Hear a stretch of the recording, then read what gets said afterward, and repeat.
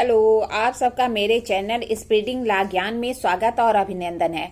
अब मैं आपको आईपीसी की प्रॉब्लम और सॉल्यूशन का एक सीरीज चलाने जा रही हूँ, जिसमें मैं रोज एक प्रॉब्लम आपको बताऊंगी और उसका निर्णय भी बताऊंगी।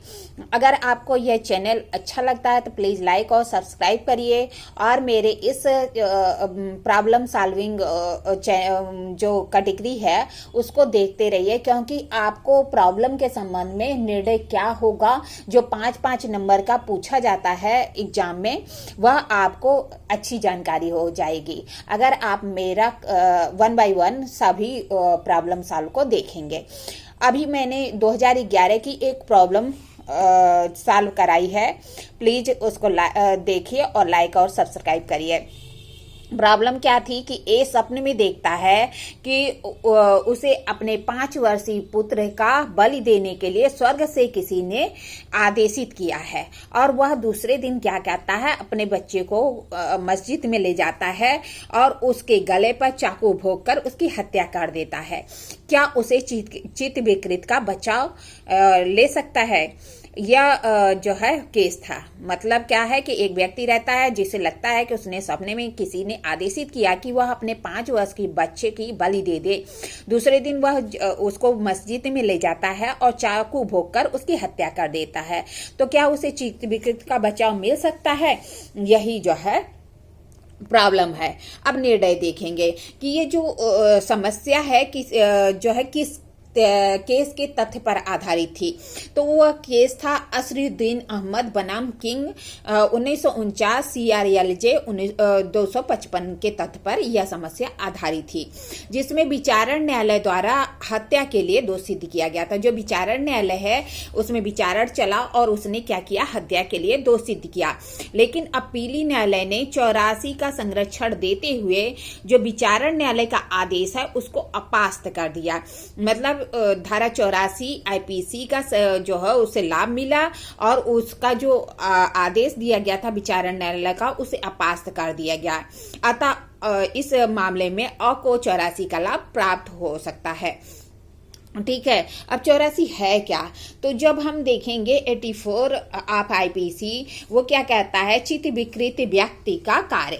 जो अनसाउंड माइंडेड व्यक्ति होता है उसके जो है एक्ट को जो है यहाँ बताया गया है कि उसको जो है संरक्षण प्राप्त होता है, वह अपराध नहीं होता। कहता कोई बात अपराध नहीं है जो उसे करते समय चित्त विकृत के कारण कार्य की प्रकृति या जो कुछ वह कर रहा है वह दोषपूर्ण है या विधि के प्रतिकूल है जानने में असमर्थ है।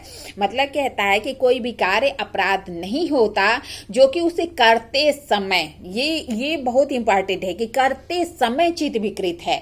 अगर करने के आगे पीछे चित्त विकृत है तो वो नहीं माना जाएगा, लेकिन वो कार्य करते समय चित्त विकृत के कारण वह नहीं समझ पाता कि वह क्या कर रहा है, यह दोषपूर्ण है या नहीं, या विधि के प्रतिकूल है या नहीं, यह समझने का उसका जो माइंड है वो नहीं समझता।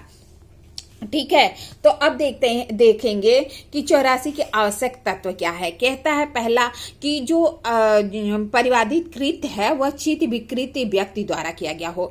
जो कार्य है जो है वह किसके द्वारा किया गया हो, चित्त विकृत व्यक्ति द्वारा किया गया हो। दूसरा कहता है कि चित्त विकृत उस समय अस्तित्व में, जो चित्त विकृतता है उस समय अस्तित्व में होनी चाहिए। जैसे बताया ना कि उस कार्य को करते समय, यह बहुत इंपॉर्टेंट है, कार्य को करते समय चित्त विकृत की स्थिति में होनी चाहिए।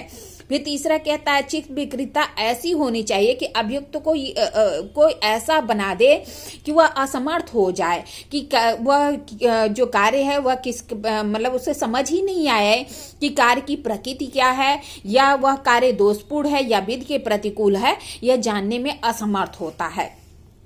अब वाद जो है असरुद्दीन अहमद बनाम किंग 1949 में के वाद में देखते हैं कि इस वाद में प्रश्नगत तथ्य के आधार पर न्यायालय ने निर्णय किया कि 84 के अंतर्गत बचाव के लिए अभियुक्त के पास पर्याप्त आधार है, क्योंकि उसने स्वप्न में देवात्मा की आज्ञा के कारण दिव्यात्मा की आज्ञा के कारण यह समझ रहा था कि जो कुछ वह कर रहा है वह गलत न होकर ठीक है। ऐसी स्थिति उसकी तत्कालीन चित्त विकृतता को दर्शाता है। अतः अभियुक्त व्यक्ति को 84 का लाभ मिलेगा। मतलब क्या कि वो जो समझ रहा है कि हाँ किसी ने मुझे आदेशित किया है, वह ये समझ ही नहीं रहा है कि वो जो कर रहा है वह गलत है या जो है विधि के प्रतिकूल है, दोषपूर्ण है, ये बात उसके समझ में नहीं आ रही।